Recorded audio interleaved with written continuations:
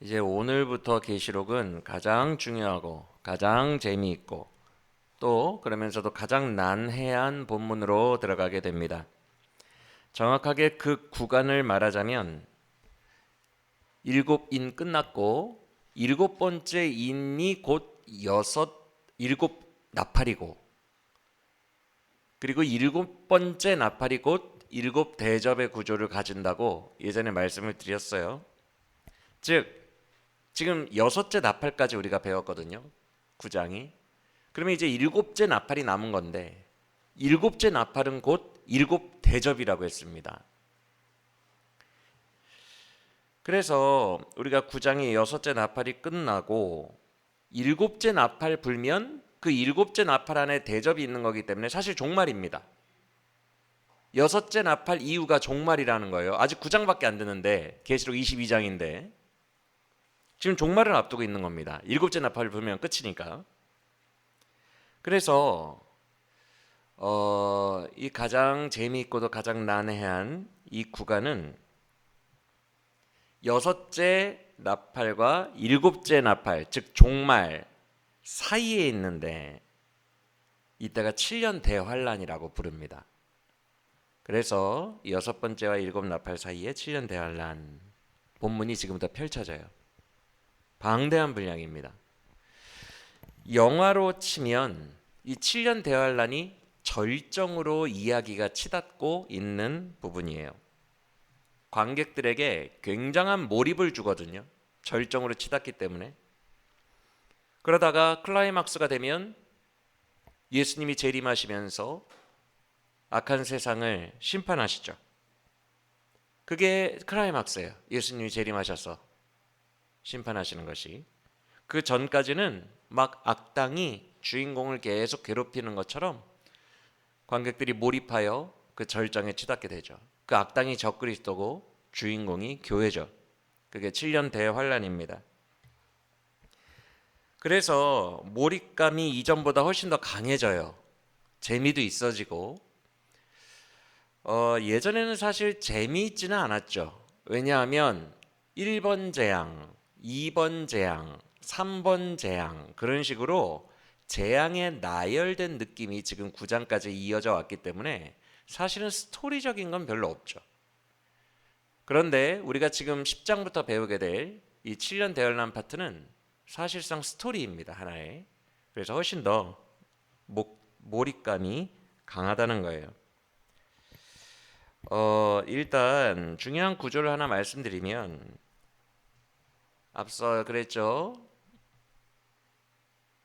일곱 개의 인이 제일 처음에 있었잖아요.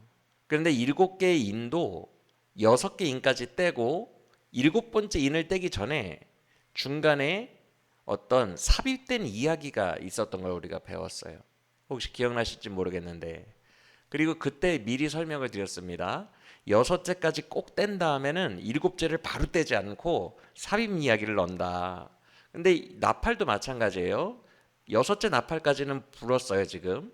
근데 일곱 번째 나팔이 종말인데 그 사이에 삽입 이야기가 또 있는데 이 삽입 이야기가 7년 대환란 무려 6장 분량이라고요. 그래서 요한계시록의 이런 구조를 잘 모르시고 그냥 직선적으로 쭉 읽다가 보면 나팔을 한참 불다가 어떻게 된 거지? 잊어버려요. 왜냐하면 적그리스도 파트가 너무 길다 보니까 6장 분량 너무 길다 보니까 나팔이 불다가 왜 갑자기 사라졌을까? 이런 생각이 들 정도로 이 삽입구 치고는 굉장히 분량이 많아요. 길을 잃어버릴 정도로. 그래서 앞에 여섯째 인 때도 중간에 들어가더니 이번에 여섯째 나팔 때도 중간에 이야기가 들어가니까 원래 요한계시록은 이렇구나 구조가 라는 것을 우리가 알 수 있죠.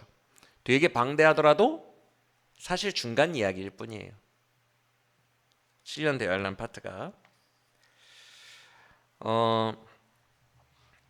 구조를 한번 볼까요? 우리가 실제로 눈으로 볼까요? 9장 13절 지난 시간에 배웠던 9장 13절에서 여섯째 천사가 나팔을 불었죠. 그렇죠? 여섯째 천사가 나팔을 불고 그 13절 이후에 본문에서 그 효과가 나타납니다. 실제로 막 기병대들이 유프라데에서 나오더니 사람들을 죽여요. 3분의 1을. 실제 효과까지 나타나요.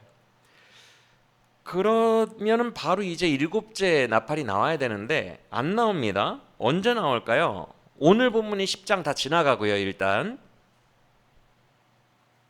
11장에서 두 증인 이야기가 나오는데 이거 7년 대환란 파트 들어간 거거든요. 그것도 지나가요. 11장 지나가서 두 증인이 죽고 부활하고 난 11장 15절에서 일곱째 나팔이 불립니다. 맞습니까? 지금 보고 계시죠? 11장 15절. 그런데 일곱째 나팔이 불렸으면 현상이 바로 나타나야 되잖아요. 근데 또 뜸을 들여요. 11장 15절에서 지금 9장까지 배웠고 11장 15절 그 중간 부분에서 일곱째 나팔이 불었으면 바로 그 나팔이 막 효력으로 발생해서 대접들이 막 나와야 되는데 대접들 안 나와. 또 적그리스도 삽입구가 또 나옵니다. 그래서 진짜 일곱째 나팔의 현상인 일곱 대접은 어디에 나와요? 16장 1절에 나와요. 쭉 넘어가 보세요. 16장 1절.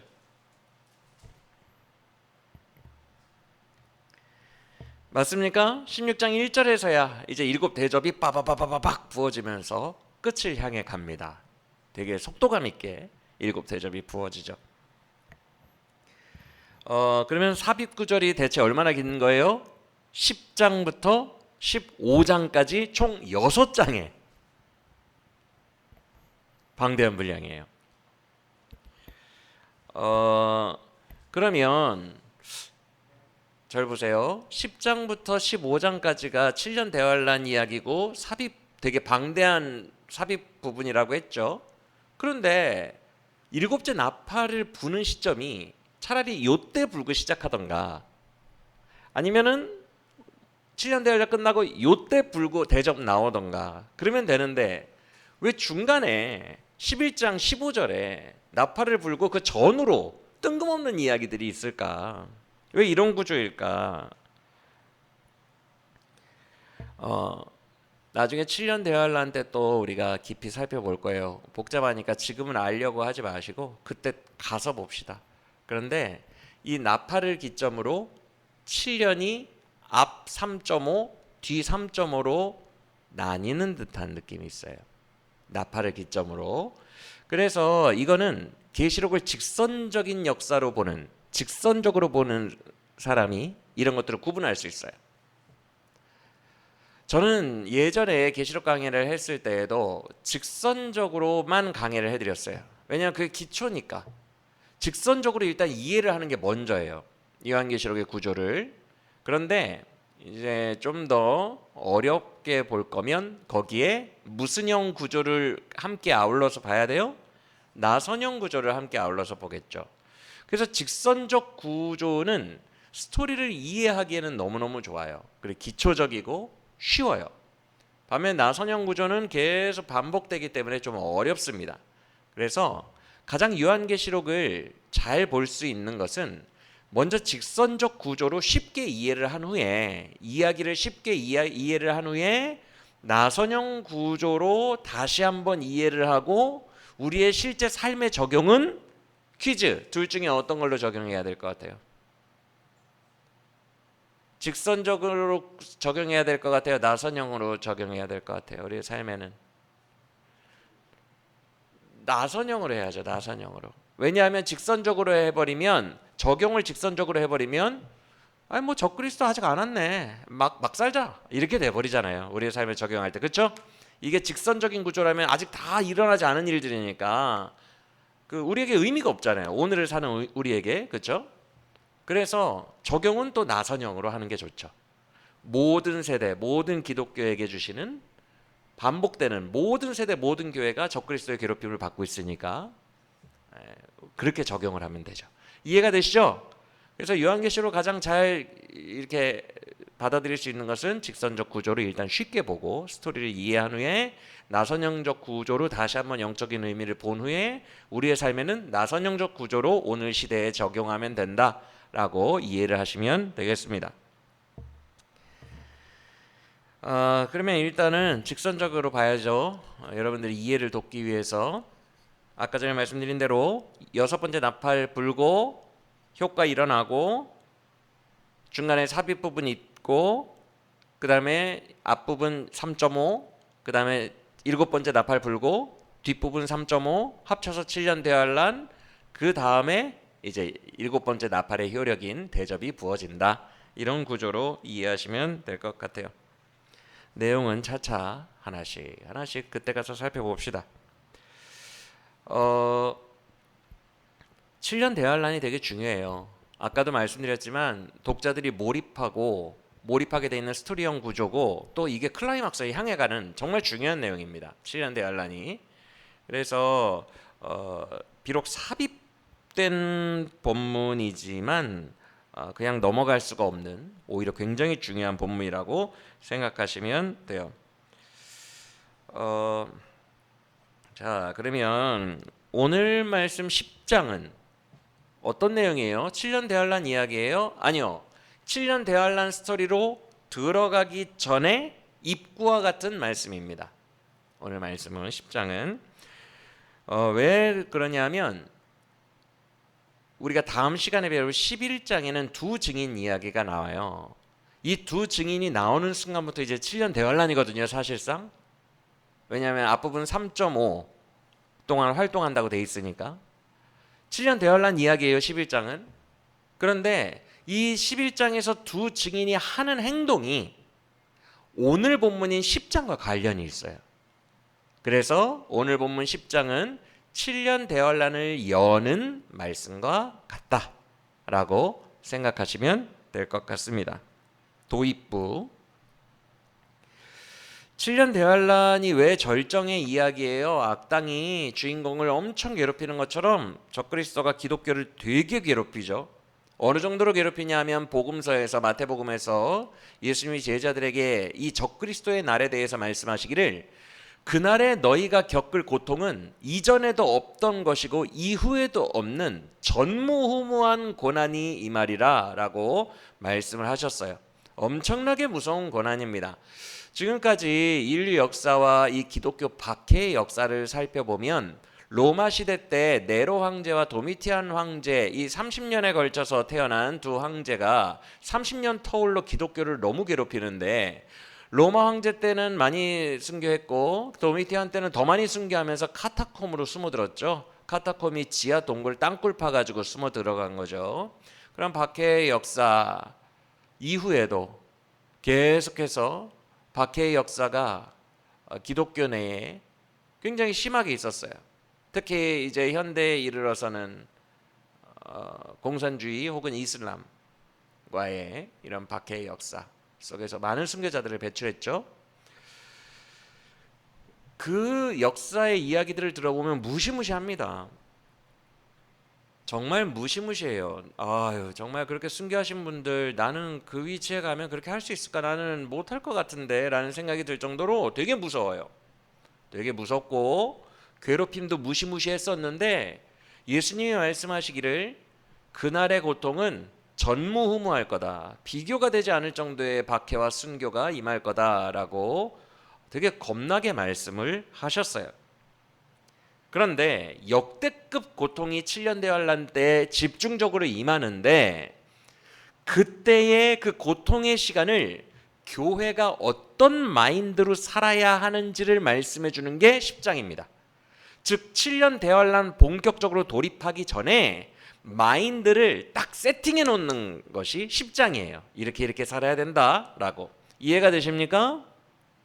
전무후무한 환란을 이 마인드로 이겨내야 된다는 거죠. 자, 그러면 이제 궁금해지죠. 7년 대환란을 이겨낼 교인들의 마인드 뭘까? 교회의 마인드. 자, 그러면 한번 본문을 들어가서 봅시다. 이제 10장 정도 오면요 계시록 스타일이 좀 보일 거예요. 여러분, 계시록이라고 해서 막 계속 때려 부수고 막 난리가 나고 막 그런 이야기들의 연속일 거라고 생각하고 봤는데 의외로 그렇지 않죠. 막 그냥 다 때려 부수는 얘기만 계속 나오고 무시무시한 얘기만 나올 줄 알았는데 중요한 파트마다 말이 되게 많다는 걸 혹시 깨달으셨나요? 막 속도감 있게 막 빵빵빵빵 치고 갈 것 같았는데 되게 의외로 말이 많아요. 특히 중간중간에 이제 뭐 좀 일어나려나? 이제 뭐 좀 일어나려나 할 때마다 탁탁 끊어가면서 뭐 어린 양이 어쩌고 하나님이 어쩌고 말이 많고 찬송도 하고 막 화답하고 찬양하고 이런 것들이 되게 많습니다. 이제 너희의 피가 뭐 포도주 틀에서 흘러나오는 포도주처럼 흐를 거다라는 둥 말이 많아요. 왜 그럴까? 여러분, 계시록은요 그냥 단순히 창세기 1장에서 하나님이 만들어 놓으신 세계를 박살내는 책이 아니에요. 그냥 그것만 열중하는, 창세기 1장 1절의 세계를 부수는 것에만 열중하는 책이 아니라는 거예요. 물론 없애기는 없애죠. 이 첫 세계를 없애기는 없애세요. 그런데 계시록이 정말 중요하게 생각하는 것은 이 모든 일들이 우리 기독교가 믿는 기독교회의 하나님이 버리시는 일이다. 그의 철저한 계획 가운데에서 인류 역사는 처음이 있고 끝이 있고 알파가 있고 오메가가 있는 거다. 이거를 말씀해 주는 게 더 중요하죠. 계시록이 SF 영화는 아니잖아요. 때려 부수는 데만 열중하는 SF 영화는 아니잖아요. 그 의도와 영적인 목표를 말해주는 것이 훨씬 더 중요하기 때문에 우리의 생각과는 달리 말이 되게 많아요. 천사가 나와서 또 찬송하여 이르되 천지의 대주제이신 하나님이시여 뭐 어쩌고 저쩌고 바벨론을 이기고 어쩌고 저쩌고 이런 말들이 되게 많아요. 왜? 영적인 책이니까. 하나님에 대해서 말해줘야 되니까. 하나님이 하신 일보다도 하나님에 대해서 얘기해줘야 되니까 그런 거예요. 여러분, 일 자체보다 하나님의 생각과 하나님의 말씀이 더 중요해요. 왜냐하면 일만 일어나면 사람은 잘 몰라요. 여러분 이런 거 있죠. 안 믿는 남편들이랑 에피소드, 예전에 기독교에서 많이 들렸던 에피소드 뭐가 있어요? 그래서 남편이 기독교를 정말 지긋지긋하게 안 믿는데 막 되게 아픈 병이 있어서 막 떼굴떼굴 굴렀어요. 근데 어느 날 신기하게 났어. 그럼 옆에서 아내가 뭐라고 해요? 그거 누가 낫게 해줬다 그래요? 이거 기적이라고. 이게 난리가 없는데 난 거 보라고. 이거 당신도 기적 체험했지. 기적이라고. 이거 하나님이 낫게 해줬다고. 벌어진 사건을 가지고 얘기하죠. 근데 거기에 하나님이 했다라는 말씀과 어떤 하나님적인 게 없다면 그 남편이 뭐라고 해요? 이거 그냥 우연이야 라고 얘기하죠. 그래서 벌어진 사건은 중요하지 않아요. 벌어진 사건보다 더 중요한 것은 그 안에 담긴 하나님이에요. 이해가 되시죠? 그래서 계시록은 의외로 되게 때려 부수는 사건적인 이야기들보다 중간중간에 천사가 나타나서 소리 외쳐 이르되 이런 말들이 많은 거예요. 그래서 계시록을 어떤 드라마처럼 보기 원하는 분은 왜 이렇게 말이 많아? 라고 생각할 수 있다는 거죠. 여러분 혹시 그런 경험이 있으세요? 저는 어린 시절에 뮤지컬을 별로 안 좋아했어요. 왜냐하면 영화적인 것에 길들여져 있다 보니까 빨리빨리 좀 스토리 좀 가면 좋겠는데 뮤지컬은 어떻게 돼요? 정말 중요한 사건에 갑자기 하잖아요. 노래 한 곡 좀 뽑고 들어가잖아요. 그렇죠? 막 설명을 막 하더니 그러면서 칼을 뽑아라! 칼을 딱 뽑더니 하잖아요. 그렇죠?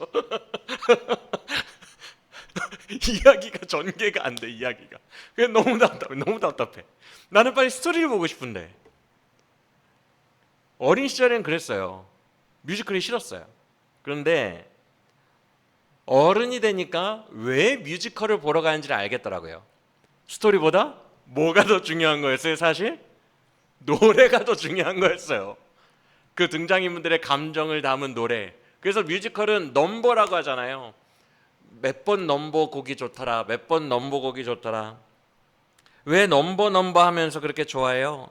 뮤지컬은 원래 노래에 굉장히 치중한 그런 장르이기 때문에 그래요. 계시록도 마찬가지라는 거예요. 실제로 벌어지는 일보다 사실은 중간중간에 이런 말씀들이 더 중요한 게 계시록이에요. 벌어지는 일보다. 뮤지컬과 비슷하다고 생각하시면 됩니다. 그래서 그 증거를 말씀드릴게요. 오늘 본문을 근거로. 그 증거가 뭐냐면 가장 힘센 천사는 일을 하지 않고 말을 한다는 거예요. 계시록에서. 뮤지컬에서 노래를 주로 하는 것처럼, 진짜 중요한 건 노래였던 것처럼 진짜 중요한 건 때로 부수는 게 아니라 말이었던 거예요.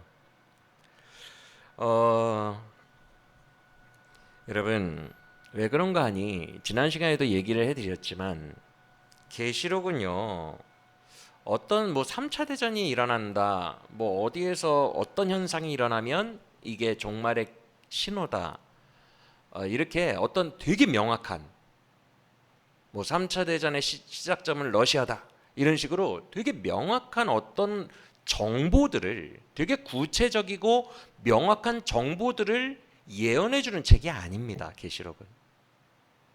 그렇게 해석하던 이단들이 되게 많았거든요. 계시록을 정확하게 갖다 붙이려고 이 세상에. 그렇게 애초에 준 책이 아니에요. 계시록은 어느 시대에나 신음하고 박해받고 있는 적그리스도를 대항해서 싸우고 있는 기독교회에게, 신음하는 하나님의 사랑하는 백성들에게 위로와 격려와 믿음과 이런 환난의 시기를 어떤 컨셉으로 살아내야 되는지를 알려주시기 위해서 주신 책이에요. 어느 시대의 성도들에게나. 그래서 명확한 어떤 사건을 예언해주고 정보를 주고 자료를 주는 책이 절대로 아니기 때문에 뻥뻥 터지는 사건들보다 중간중간 말이 더 중요하다는 것입니다. 그래서 방금 전에 언급을 해드렸지만 재미있는 것은 여러분 계시록에는 진짜 많은 천사들이 나타나죠. 뭐 나팔 불고 대접 쏘는 천사들뿐만 아니라 뭐 바다의 사방을 잡고 있는 천사, 유프라데 강에 뭐 있는 천사, 무슨 어떤 천사 되게 많잖아요. 그렇죠? 천사들이 진짜 많이 나오는데 다양한 역할을 부여받아서 다양하게 활동하는데 그 천사들 중에서도 압도적인 천사들이 있어요. 정말 압도적인 수준의 막강한 천사들이 있습니다. 그러면 여러분, 우리 생각에는 그렇게 막강하고 다른 천사들보다 비교가 안 되거든요. 완전히 클래스가 달라요. 그렇게 압도적인 천사들은 뭘 해야 될 것 같아요? 우리 독자들의 기대에는 더 세게 때리는 역할을 해야겠죠. 힘이 물리적으로 셀 것 같다고 생각하잖아요. 막 태양을 잡아다가 와 이렇게 던지고 막, 그렇죠? 더 스케일이 커야 된다고 생각합니다. 물리적으로. 그런데 절대 그렇지 않아요. 계시록에서 많은 천사들, 실제로 이 업무를 담당하는 많은 천사들보다 훨씬 더 차원이 높은 강력한 천사는 뭘 하는 줄 아십니까? 중요한 순간마다 이야기 중간중간에 나와서 뮤지컬처럼 노래 불러주는 역할을 해요. 제일 센 천사는 의외로 계시록의 해설자 역할, 중간에 나와서 말씀 전해주는 역할, 이런 역할을 한다는 거예요. 우리 생각에는 셀수록 물리적인 기적이라던가 물리적이고 가시적인 어떤 걸 해줄 것 같은데 셀수록 말씀과 더 가깝다는 거예요. 이 원리가 계시록에도 그대로 나타나 있습니다. 주로 낮은 천사들이 직접 물리적인 일을 합니다. 높은 천사일수록 말씀을 해요. 이 원리를 꼭 기억하시길 바랍니다.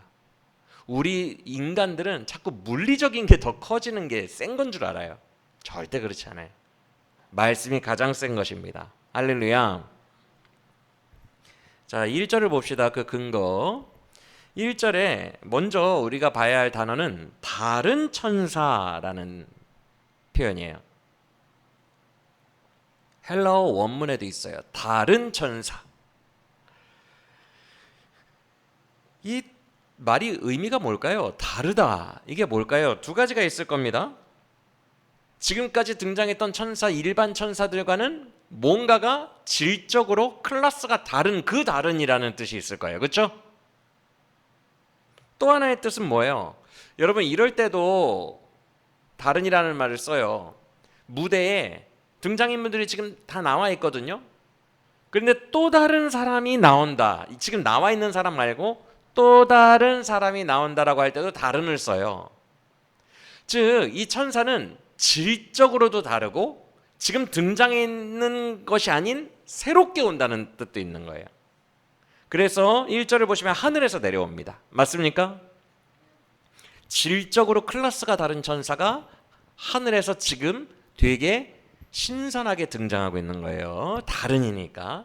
즉 지금까지 등장했던 인물들이 아니다라는 거죠. 자, 근데 제가 클래스가 다르다고 그랬죠? 이 천사가 어디 얼마나 클래스가 다른지 한번 봅시다. 먼저 머리 위에 무지개가 있대. 여러분 이거 어디에서 봤어요? 보좌를 둘른 무지개가 있는 존재는 누구밖에 없어요? 성부 하나님밖에 없어요. 이 천사의 클래스가 보이십니까? 무지개를 두르고 있대요. 무지개를. 사장에서 성부 하나님의 보좌에 무지개가 있었어요. 이 천사의 급이 하나님과 헷갈릴 정도의 파워입니다. 그 다음에 얼굴은 뭐 같대요? 어디서 많이 봤는데 1장에서 예수 그리스도 성자를 만났을 때 얼굴이 해같이 빛나요. 이 부분은 성자와 헷갈릴 정도의 파워예요. 여러분 일개 천사한테 이 정도 묘사가 붙은 거 본 적 있어요? 없어요? 압도적 파워입니다. 그리고 발은 또 뭐 같대요?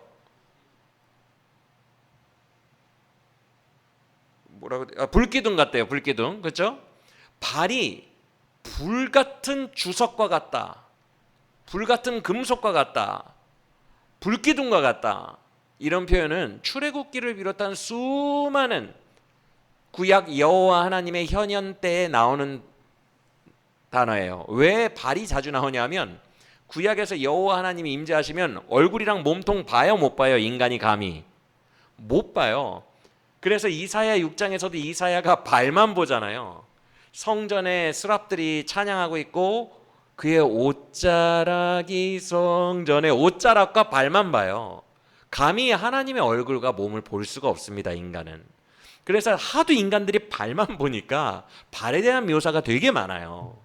그런데 대부분 불로 막 빛나는 주석, 아주 금속, 빨갛게 달아오른 용광로 속의 주석, 이런 느낌으로 여호와의 발 부분을 상징적으로 많이 묘사합니다. 그래서 1장을 지금 보실 필요 없어요. 1장을 보시면 계시록 1장에서 예수 인자와 같은 이가 막 7촛대 사이를 거닐고 계시잖아요. 그의 얼굴은 해처럼 빛나며 옷은 희며 막 이런 얘기 나오잖아요. 그의 발은 불타는 용광로 속의 주석과 같고 이렇게 표현해요. 그런데 지금 이 천사가 발이 불기둥 같대요. 그러면 무지개, 얼굴 해, 발 주석, 불기둥, 그러면 다 이거 누구와 관련한 거예요? 성부 성자와 관련한 거예요. 엄청난 존재입니다. 그래서 여러분 그 신학이 이렇게 현대화되지 않은 옛날 초대 교부 시대의 교부들은요 이거 예수님이라고 해석도 했대요. 지금은 그렇게 해석하는 사람 없습니다. 왜냐하면 천사라고 명시되어 있기 때문에. 다른 천사 앙겔로스라고 명시되어 있어요. 그래서 지금은 해석하지 않지만 너무 압도적인 위용의 옛날 초대 교부들 중 일부는 이거 예수님이다 라고까지 해석할 정도의 엄청난 천사예요. 맞습니까? 그래서 1절 초반에 이런 형용사가 있는 거예요. 뭔 센 천사요? 아유 비교급이죠. 힘이 세요. 다른 천사들과는 비교할 수가 없어요. 근데 이 힘이 헬라어로 스트렝스, 어떤 물리적인 힘이 아니라 권능과 관련돼 있어요. 권능. 그러니까 권세, 직위, 권위와 관련돼 있는 단어예요. 물리적인 힘이 아니라 근육 힘이 아니라 어떤 막 부리는 힘, 권세를 막 부리는 힘, 그런 힘을 말하는 것이죠. 자, 그러면 압도적인 존재가 등장했네. 이제 일곱째 나팔 불기 전에 독자들은 일곱째 나팔을 기대하고 있겠죠. 순서대로. 그렇죠? 그래서 여섯째 끝나고 일곱째를 기대하고 있을 때 갑자기 오 대단한 존재 등장했네. 뭘 할까? 엄청난 물리적인 힘을 행사할까? 독자들이 기대하지만 절대 안 그러고 하늘에서 뭐 하나 꼴랑 들고 내려와요? 말씀 두루마리 하나 꼴랑 들고 내려옵니다. 제일 센 사람일수록 말씀이에요. 제일 센 존재일수록 말씀입니다. 물리력보다 그런 능력들은 하등 천사들이 하는 거예요. 실제로 어떤 현상을 일으키는 건 하등 천사들이 하는 거고, 비교 불가한 압도적인 천사는 말씀 두루마리.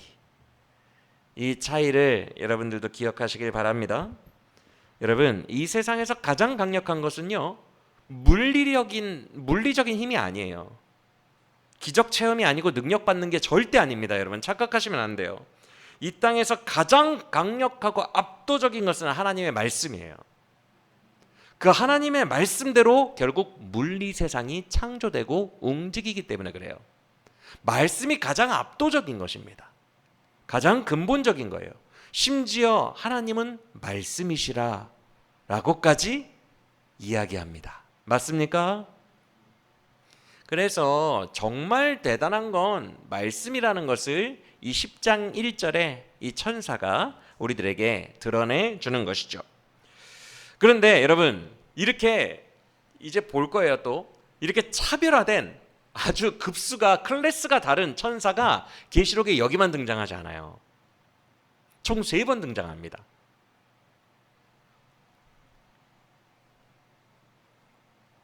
뮤지컬에서 가장 중요한 넘버송을 부를 때 등장해요.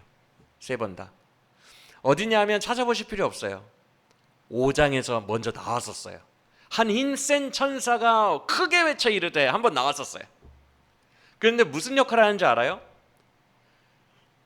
두루마리의 인이 있잖아요. 7인이. 그거를 사도 요한이 이거를 누가 떼 하면서 막 울잖아요. 그렇죠? 모든 역사의 시작, 이 두루마리 인이 떼지면서 역사가 시작되잖아요. 종말의 역사가.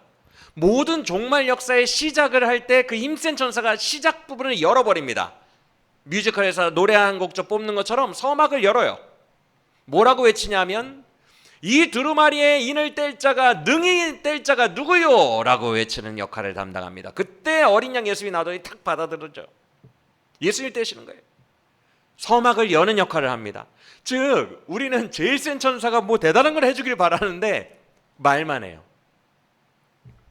그 다음에 나오는 게 오늘 본문이에요. 두 번째로 나오는 게, 즉 오늘 본문이 되게 중요하다는 거예요. 계시록에서 총 3번밖에 안 나와요. 시작, 중간, 마무리. 근데 오늘 본문에서 나왔다는 건 진짜 오늘 본문 이 7년 대환란 파트가 되게 중요하다는 얘기예요. 그래서 오늘 본문쯤에 딱 나와서 7년 대환란을 앞두고 말씀을 전해주는 역할을 또 합니다. 그리고 또 언제 나오냐 하면 7대접이 완전히 다 부어졌어요. 7대접이 완전히 다 부어지고 마지막 7번째 대접이 부어짐과 동시에 주님 재림하시거든요. 그래서 세상을 끝내시거든요. 심판하시거든요.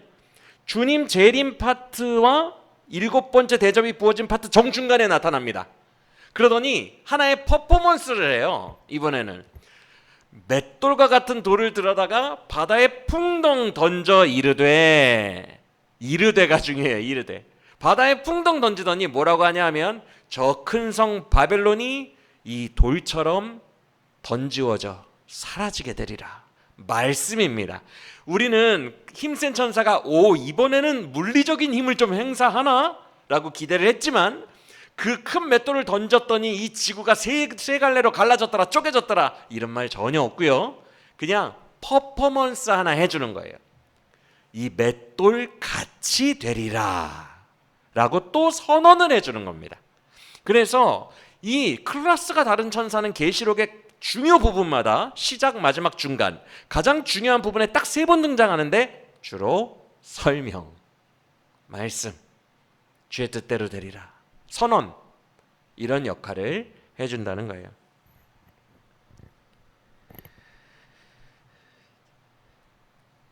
그래서 오늘 본문에서는 이 천사가 내려오는데 왜 7년 대환란을 앞두고 이 두루마리를 가지고 내려오는 퍼포먼스를 보일까? 우리가 한번 본문을 봐야 되는데요. 오늘 본문 10장에서 되게 중요한 대비되는 게 있어요. 그건 바로 두루마리가 있고 또 7 우레소리가 있다는 거예요. 이게 구분이 됩니다. 그래서 둘이 대비가 되는데 이것이 우리에게 오늘 주시는 영적 의미예요. 이제 한번 봅시다. 2절을 보시면요. 아까 본문 읽을 때 혹시 보셨어요? 그 부분 장차 이 두루마리를 천사가 가지고 온 두루마리를 누가 입에 먹어버려요? 사도 요한이 먹어버립니다. 9절 10절 혹시 보이세요? 사도 요한이 먹고 있는 거? 10장 9절 10절을 보면 그거 삼켜버리는 거 보이시죠? 그 두루마리를 사도 요한이 먹거든요.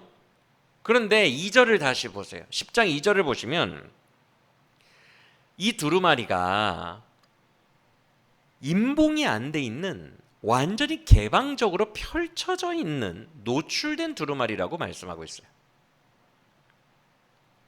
이게 왜 중요하냐면 신천지는 이 본문을 가지고 그 사도 요한이 삼킨 거를 2000년 후에 이만희가 그 비밀을 풀어주는 새 목자다, 새 요한이다라고 주장하기 때문에 그래요. 이 본문을 가지고 이렇게 삼켜지고 비밀스럽고 임봉된 것이기 때문에 이것을 이제 새 목자가 풀어줘야 된다. 근데 본문을 보면 전혀 아니죠. 이미 공개되어 있어요. 펼쳐져 있습니다. 맞습니까? 그 중간에 임봉됐다는 얘기가 있는데요. 그거는 7 우레고요. 정확하게 봐야 돼요. 7 우레를 임봉했다고 했고요. 마지막에 사도 요한이 삼키기 직전인 8절을 한번 보시겠어요? 8절에도 여전히 닫혀 있어요, 펴 있어요? 여전히 펴 있어요. 그리고 9절로 바로 넘어갑니다. 임봉됐다, 뚫뚫 말렸다, 닫혔다라는 얘기 없이 열린 채로 그냥 들어갑니다. 사도 요한의 입으로. 맞아요? 이게 너무너무 중요해요.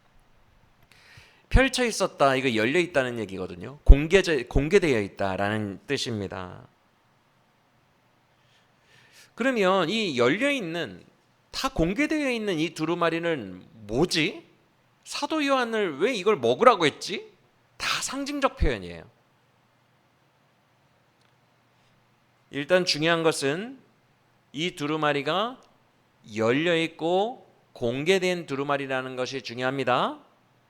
꼭 신천지 때문만 중요한 것도 아니고요. 이 본문을 이해하기에 너무너무 중요해요. 알겠죠?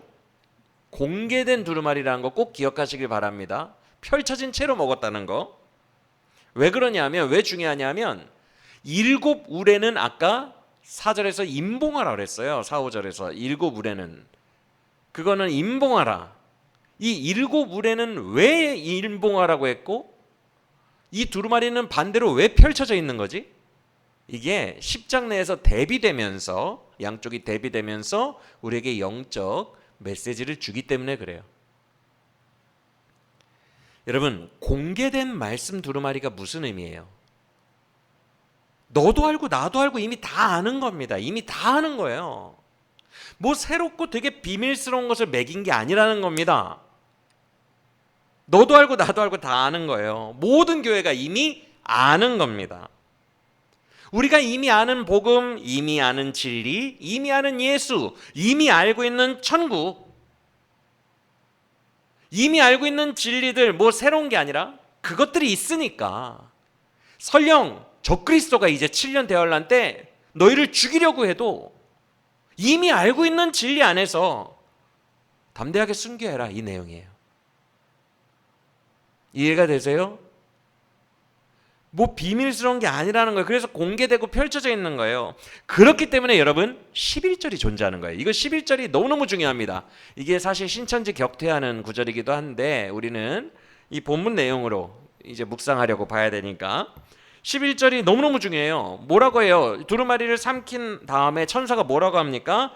네가 어게인, 다시 예언해야 된다라고 얘기합니다. 어디에? 온 열방에. 다시. 온 열방에 다시. 이미 온 열방에게 했어요. 이 예언을. 한 걸 어게인 해서 또 하래요. 그래서 이건 복음이에요. 그냥 우리가 다 아는 복음. 이해가 되십니까? 모든 열방들이 임금들과 족속들에게 다시 하래잖아요. 다시. 이 두루마리 삼킨 것을 다시. 그러니까 한 번 했다는 거예요. 온 열방이 들었던 것 뭐겠습니까? 복음. 이만희만 해석할 수 있는 어떤 비밀한 그런 정보가 아니라 다 알고 있는, 이미 온 열방에게 선포가 한번 됐던 그 복음이라는 거예요. 그러면 여기서 우리가 중요한 거 하나를 알 수 있어요. 여러분 지금 7년 대환란 들어가기 직전이잖아요. 그렇죠?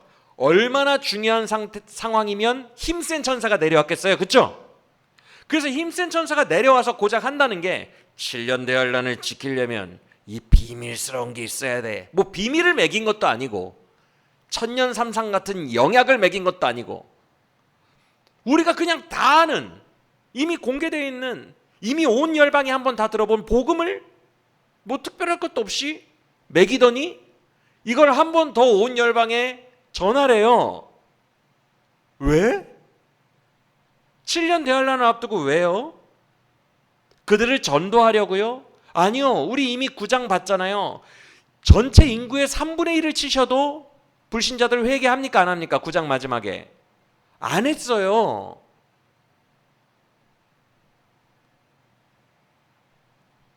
아니 그때도 회개 안 한 자들인데 또 다시 가서 어게인 가서 전도를 또 해요?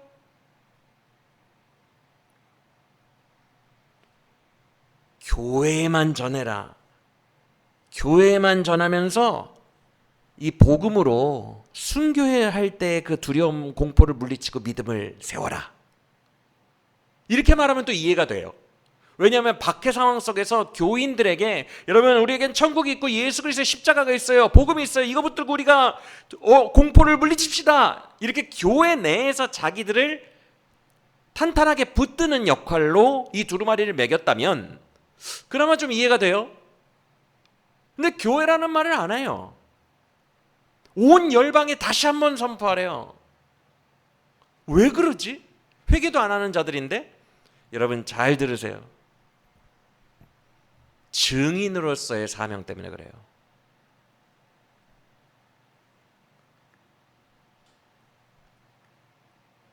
여러분 증인은요 설득자가 아닙니다. 기독교회는 근본적으로 전도자가 아니라 증인입니다. 설득하고 전도하는 게 아니에요. 말 그대로 우리는 증인이에요. 증인은 상대방이 듣던지 안 듣던지, 상대방이 내 뺨을 치고 승질을 내던지 안 내던지, 상대방이 내 목에 칼을 들이대고 너 죽을래? 해도 같은 말을 하는 걸 증인이라고 합니다. 왜냐하면 증인은 자기가 본 것을 증언하는 게 사명이기 때문에 그래요. 우리는 설득자가 아니고 복음을 마케팅해서 먹이는 자가 아니고 내가 보고 경험한 예수를 그냥 증언하는 증인이에요.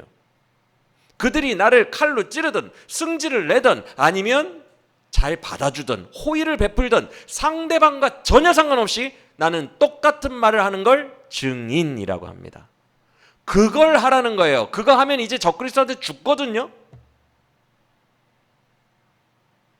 그걸 하라는 거예요. 그래서 11장에 두 증인이 나오는 거예요. 적그리스도의 괴롭힘 속에서도 끝까지 예수 그리스도의 복음을 담대하게 증언하는 두 증인이 11장에 나오는 겁니다. 이해가 되십니까? 여러분 이거 너무너무 중요한 거예요. 기독교의 본질은 증인이다. 이거 되게 중요한 거예요. 우리는 증인이에요. 그냥 내가 체험한 예수를 증언할 뿐입니다. 그들이 주를 믿고 안 믿고는 내 소관이 아니에요. 그들이 격하게 나를 때리는 것도 내 소관이 아니고 그들이 나를 안아주는 것도 내 소관이 아니에요. 그들이 나에게 호의를 대하든 적대감을 가지든 내가 알 바 아니라고요. 내 소관도 아니고 내 주권도 아니에요. 기독교회는 증인이에요.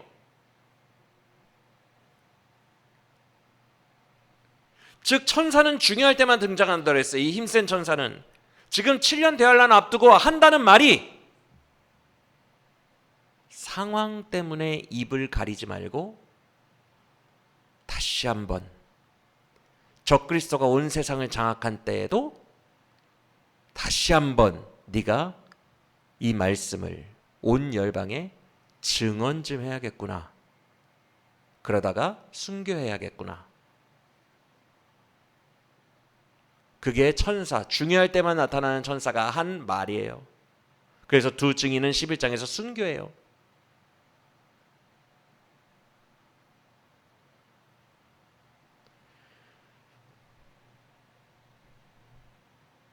너희에게 준 복음은 천국을 주시는 말씀이니 이 천국 복음을 너희가 붙들고 적그리스도가 너희의 목숨을 위협하고 온 세상 임금들이 너를 치려고 칼을 들이대는 상황에서도 담대하게 전하다가 죽어라. 담대하게 증언하다가 죽어라.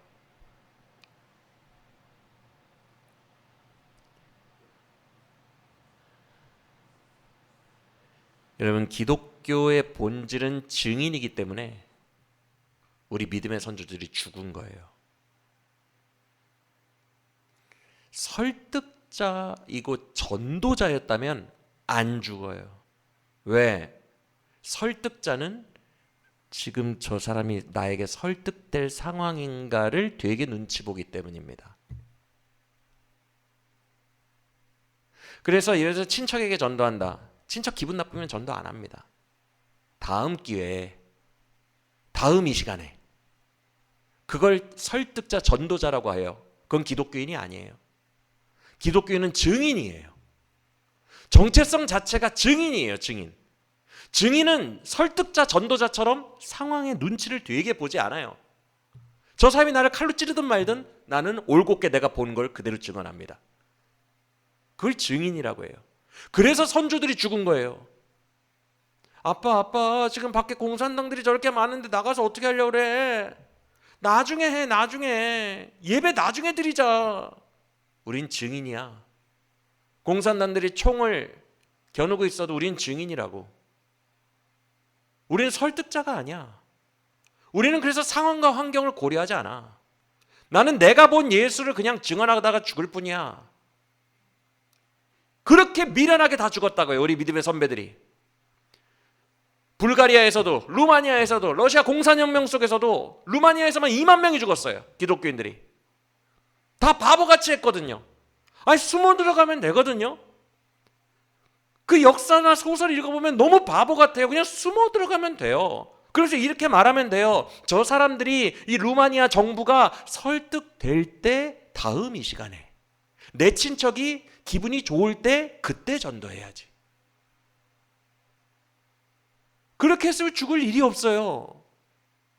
근데 정말 바보처럼, 정말 무식하고 미련하게 증인으로서 그 자리에 담대하게 섰다가 다 죽었어요. 기독교는 증인이에요.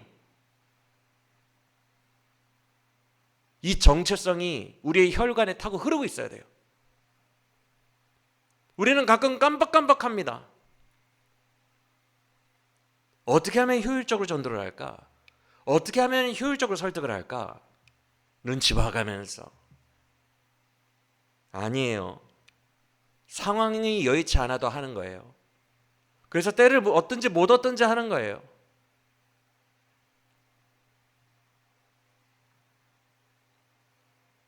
원래 증인으로 선다는 것은요, 무서운 일입니다.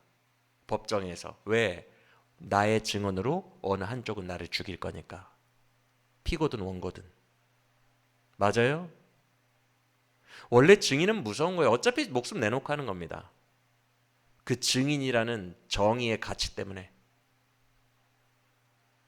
어차피 목숨 내놓고 하는 거예요. 상황을 고려하지 않는 거라고요. 헬라어로 증인이라는 단어는 순교자와 단어가 같아요. 증인은 곧 순교자예요. 예수님을 증언한다는 것은 세상에서 칭찬받기를 포기한 거예요. 순교를 각오한 거예요. 증인이 우리의 본분이고 우리의 사는 이유예요. 그들이 그만 좀 얘기해라고 입을 때리고 막 그러거든요. 실제로 우리 기독교 조상들 죽는 장면, 순교하는 장면 봤을 때 그만 좀 얘기하라고 그러면서 이빨을 다 부수고 입을 때리고 너무 악랄한 짓들을 많이 해요. 그래도 얘기해요. 그러다가 다 죽어요. 왜? 증인이니까. 답은 너무 단순해요. 그래서 예수님이 제자들에게 이렇게 말한 거예요. 이 땅에서 너희가 나와 내 복음을 부끄러워하면 나도 저 하늘에서 너희를 부끄러워하리라.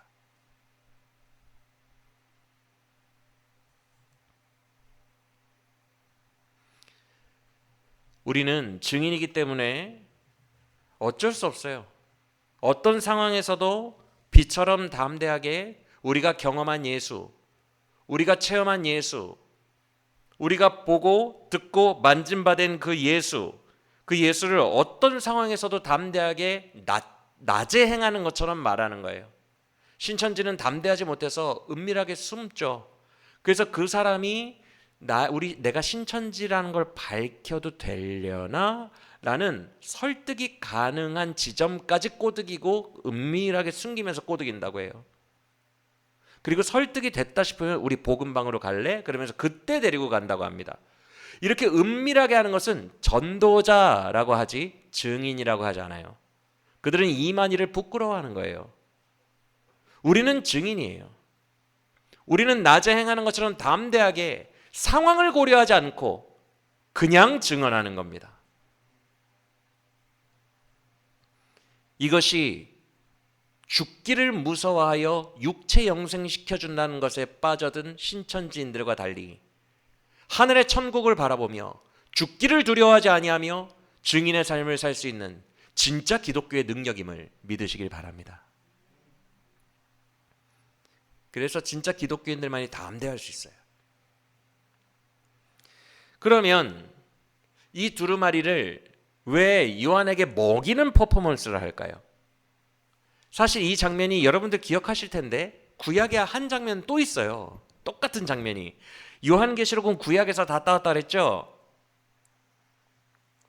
혹시 어느 선지자 입을 벌리고 이것을 삼키라고 했는지 기억나시면 진짜 성경 대가. 에스겔이에요. 에스겔 3장 1, 2절에 에스겔에게 삼키라 그랬어요. 에스겔에게. 우리 성경 대가 박수 한번 쳐줄까요? 나도 알았었는데 맞출 수 있었는데. 그래요. 여러분들 다 성경 대가입니다. 에스겔에게 똑같이 합니다. 이 두루마리를 먹으라. 어떤 문맥이냐면 에스겔 1장에서 에스겔을 부르신 후에 사명 얘기하시고 막 여러 가지 환상 보여주신 다음에 바로 먹이셔요. 그걸 3장 1, 2절에서 먹자마자부터 이제 활동하기 시작합니다. 에스겔이 공식 사역을 하기 시작해요. 그 전까지는 자기를 부르시는 환상들이에요. 체험.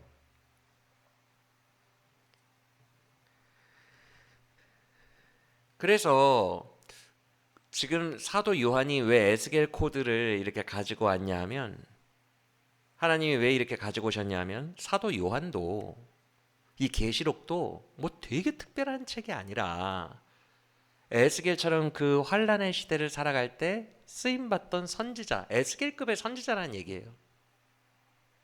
그래서 구약을 그대로 가지고 온 거예요. 똑같습니다. 먹으라.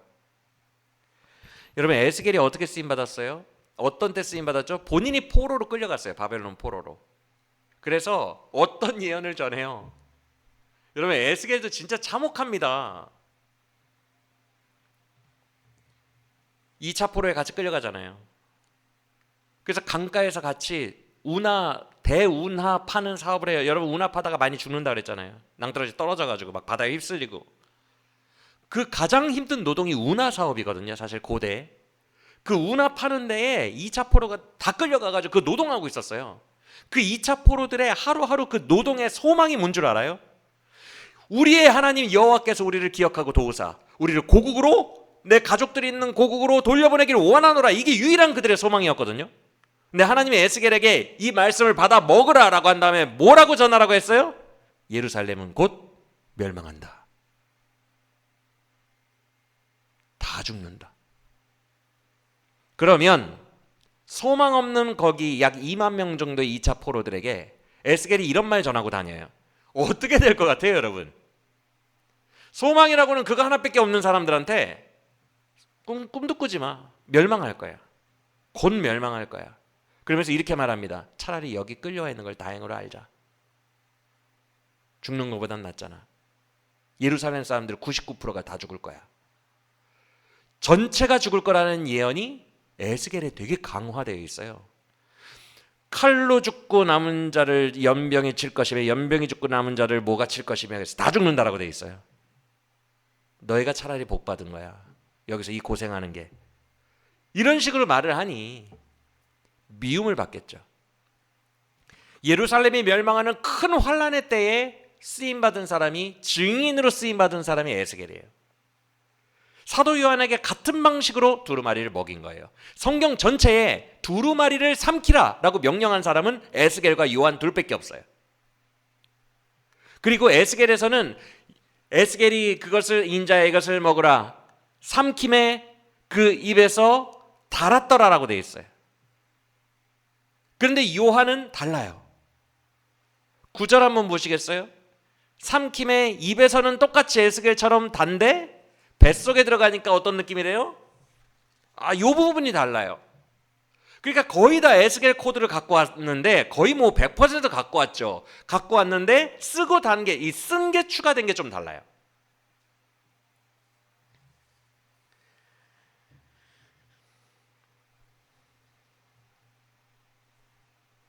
그래서 에스겔에게 먹이셨던 주님이 요한에게 왜 또 먹이세요? 시대가 비슷하니까. 온 열방에 다시 한번 증거하다가 숨겨야겠구나. 굴하지 마라. 어떤 상황에서도 굴하지 마라.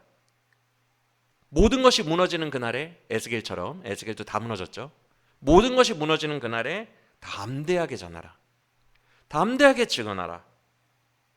그래서 여러분 에스겔서에만 이런 말씀 있는 거 알아요? 에스겔서에만 이 말씀이 진짜 강화되어 있거든요. 3장 1, 2절에서 두루마리를 먹이잖아요.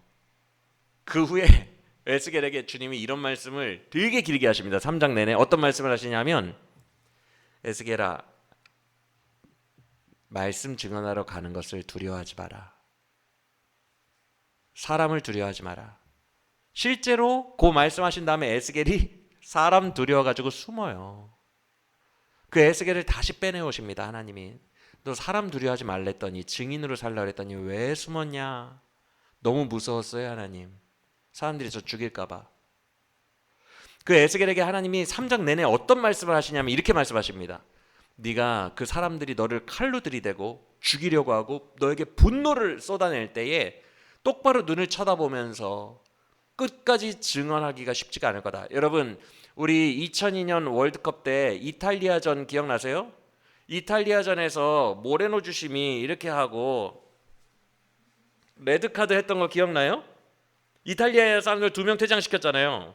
이탈리아의 비에리라고 권투 선수 같은 사람이 있어요. 이탈리아 공격수 중에.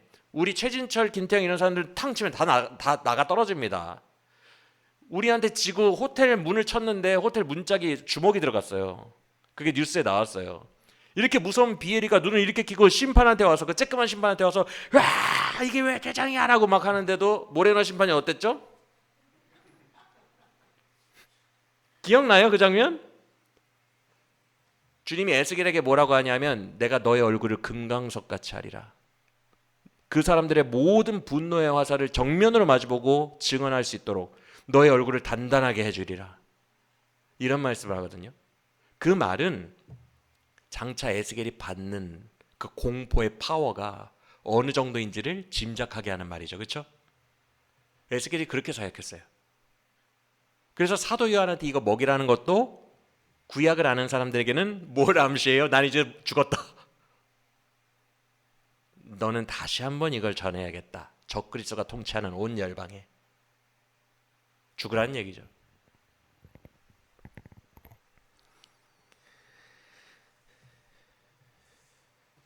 사랑하는 여러분 꼭 기억하세요. 증인은 원래 얼굴이 금강석처럼 돼야 돼요.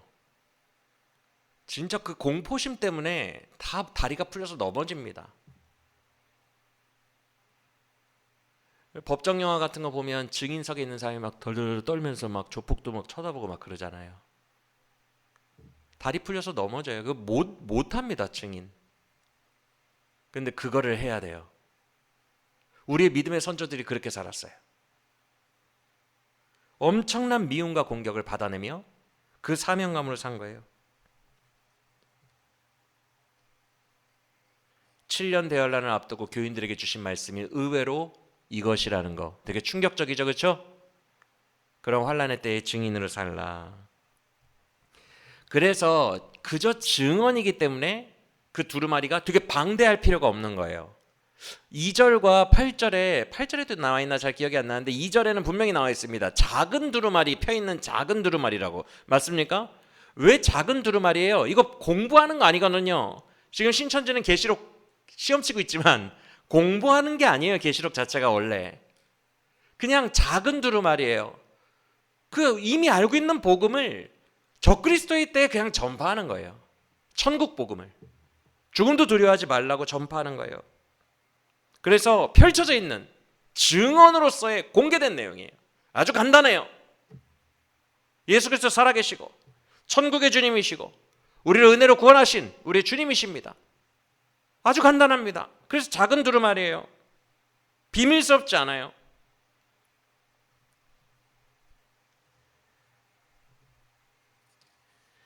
자, 그런데 이제 마지막으로 중요한 게 있어요.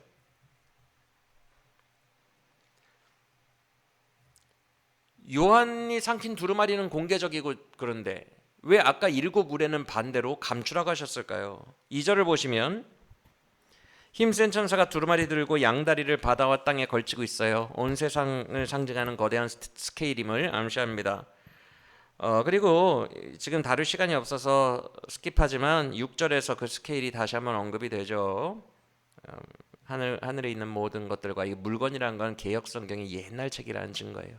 그냥 하늘에 있는 모든 것들과 땅에 있는 모든 것들과 바다에 있는 모든 것들이 하나님의 섭리하신 그 섭리대로 다 이루어질 거다 이 내용이거든요. 그냥 그걸 선포한 거예요, 천사가. 근데 3절을 보세요. 그 천사가 그 큰 천사가 바다와 땅을 밟고 서더니 큰 소리로 외칩니다. 뭐라고 외쳤는지는 몰라요. 그러자 그 천사의 목소리에 화답하듯 7우레가 막 뭐라고 해요. 맞습니까? 그런데 놀랍게도 우레소리 여러분 무슨 소리예요? 꾸르릉 이거밖에 없잖아요. 그렇죠? 근데 그 아래 4절을 보시면 그러니까 계시록이 얼마나 상징적인 책인지가 보여요. 4절을 보시면 요한이 알아듣네.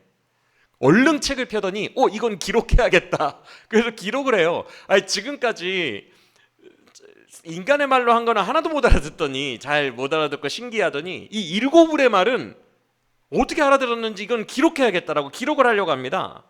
그래서 주님이 막으세요. 그러지 말라고요. 이건 임봉하라고. 7울에는 임봉하라고. 그러면 이 7우리가 뭐길래 이거는 임봉하고 아까 두루마리는 증언하라고 한 걸까? 여러분 추측할 수밖에 없지만 우레소리는 구약에서 하나님의 임재 혹은 하나님의 심판에 쓰입니다. 하나님이 임재하실 때도 우레소리가 있었고 가령 예를 들어서 사무엘의 미스바 전투 때 블레셋 군대가 쳐들어왔다가 우레를 발하심에 다 도망가죠. 그렇죠? 우레로 치십니다. 우레로. 그래서 우레는 주님이 임재하신 공포 더하기 직접적 타격, 심판의 공포예요. 그래서 요한이 우리는 여기에 집중해야 돼요. 지금 이 본문이 힌트를 하나도 안 주고 있죠. 그렇죠?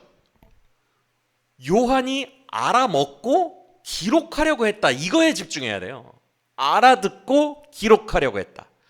유일하게 요한계시록에서 구체적인 이야기를 한 거예요. 예를 들어 적그리스도는 뭐 러시아의 누구일 거다, 미국의 누구일 거다. 이렇게 아주 명확한 정말 구체적인 정보 그거를 준 거예요. 그러니까 기록을 하죠. 지금까지는 뭐 황금처럼 보였느니라 무지개처럼 보였나 기록하겠어요 안 하겠어요? 여러분 같아도 다 상징인데 무지개와 같았더라 황금과 같았더라. 그런데 이거는 작정하고 기록하려고 했어요. 이거는 인간의 언어로 정말 정확한 어떤 정보를 줬다는 거예요. 그런데 이 정확한 정보 정말 사람들한테 얘기해주면 돌아가가지고 교인들한테 얘기해주면 진짜요? 그때 미국에서 제임스라는 사람이 적그리스도를 한다고요? 이름까지 정확하게 알려주면 너무너무 좋을 것 같아서 요한이 적고 있는데 구체적 정보는 너희에게 필요 없다. 성도가 인생을 살아가는데 구체적 예언들은 필요가 없다. 성도는 믿음으로 사는 거다. 정작 인간들이 너무 좋아하는 기적, 예언, 딱딱 떨어지는 거. 지금 신천지가 왜 사람들을 꼬드겼어요? 이만희가 계시록을 딱딱 떨어지게 풀어준다고 하니까. 인간들은 그런 거 되게 좋아하거든요. 예언기도 2027년에 김정은이 어떻게 죽을 거야, 몇 월 며칠, 이런 거 되게 좋아하거든요. 다 틀렸지만 역사상 유명한 저기 신사도 운동하는 사람들, 예언가들 다 틀렸어요. 지금까지 하나도 맞은 게 없어. 몇 월 며칠에 김정은 죽는다, 전쟁이 일어난다, 한국에서. 다 틀렸어요. 신비주의자들, 유명한 사람들. 여러분, 이거야말로 정보다 한 거는 감춰. 그리고 뭘 매겨요? 남 다 아는 거, 너도 알고 나도 알고 온 열방에 한 번 전파된 거, 이 복음만 주시더니 앞에 아무것도 안 보이고 목에 칼이 들어올 때 미래를 몰라도, 목에 칼이 들어올 때 미래도 모르고 너무 공포스럽잖아요. 내가 죽을지 안 죽을지. 딱 그럴 때에 믿음을 발휘해서 증인해라.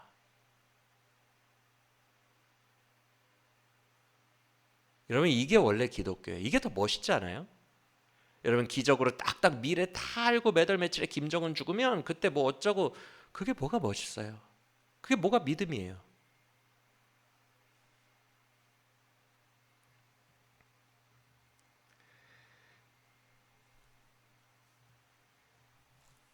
예수님도 사도행전 2장에서 제자들한테 뭐라 그러셨죠? 때와 시기는 너희의 알 바 아니요, 성령이 임하시면 땅끝까지 뭐가 되라? 증인이 되리라. 끝. 그게 기독교예요. 때와 시기와 기적과 구체적인 거, 물리적인 능력, 그런 거는 너희가 알 바 아니요, 그저 땅끝까지 증인이 되면 된다.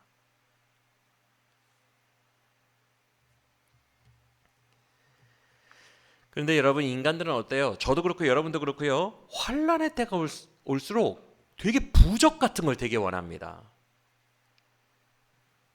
많은 기독교인들이 환난의 때가 될수록 용한 권사님 있는 기도원이라던가 뭐 어디 송기철 장로님께 안수받으러 간다거나 그런 걸 되게 탐합니다. 7년 대환란 때는 더 할 거예요. 기독교인들이 뭐 붙잡을 거 없어요? 요한 선생님 방금 천상에 갔다 왔다며요. 뭐 말해준 거 없어요? 뭐 어떻게 하라고? 증인처럼 살려는데? 그게 끝인데?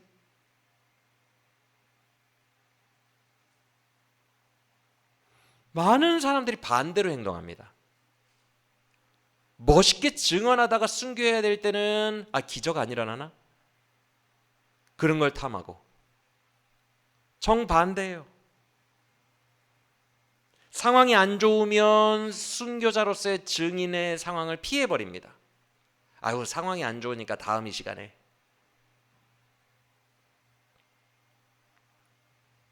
즉 이런 거예요. 확실하고 물리적인 힘이 있고 능력과 기적이 있고 이런 것들만 되게 좋아하고 나를 살려주고 상황이 잘 풀리고 그럴 때만 복음 전하고,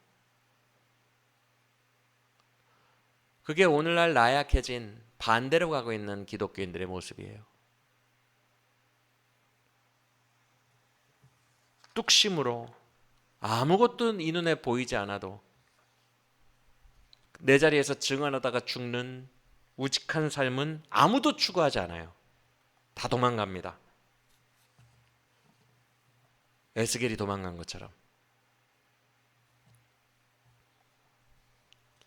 여러분, 7년 대환란 때 금강석과 같은 얼굴로 굳건히 선 증인들이 저와 여러분이 되기를 원합니다. 그래서 9절에서 아까 말씀드린 이 내용이 있는 거예요.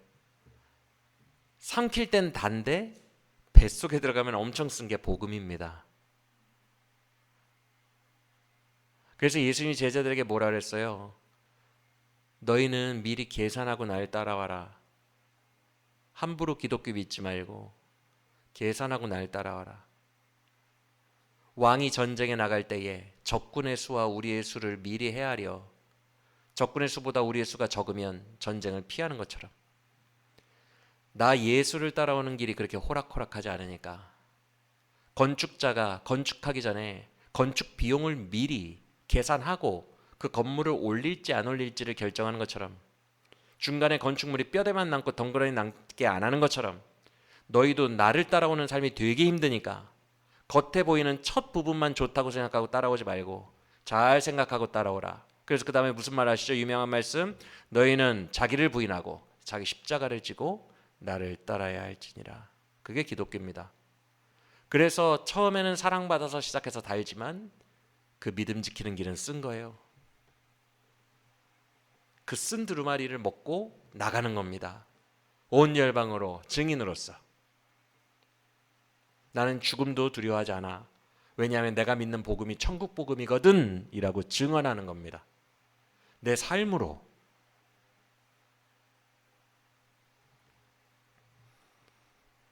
따르기에 쉽지 않은 기독교지만 끝까지 충성하라. 끝까지 버티는 자는 이기리라. 주님께서 약속하셨어요. 큰 영화로움이 있을 거라고. 사랑하는 여러분, 내가 몰라도 되는 거, 주님이 임봉하라. 몰라도 되는 거 알려고 하지 마세요. 물리적인 힘을 쫓아다니지 마세요. 큰 천사일수록 물리적인 우리가 기대하는 물리적인 힘은 없어요. 말씀만 있어요. 평범하고 누구나 다 아는 펼쳐진 말씀만 있어요. 몰라도 되는 우레소리에는 기대하지 말고 우리가 진짜 집중해야 하는 것, 환난 중 우리를 증인으로 세우는 그 복음의 정수입니다. 우리는 증인이에요. 우리의 정체성, 예수의 증인으로 산다는 이 정체성 기억하시고 말세에 우리의 사명을 잘 깨닫고 끝까지 증인으로 살다가 그리스도의 품에 안기는 우리 모두가 되시기를 예수 그리스도의 이름으로 축원합니다.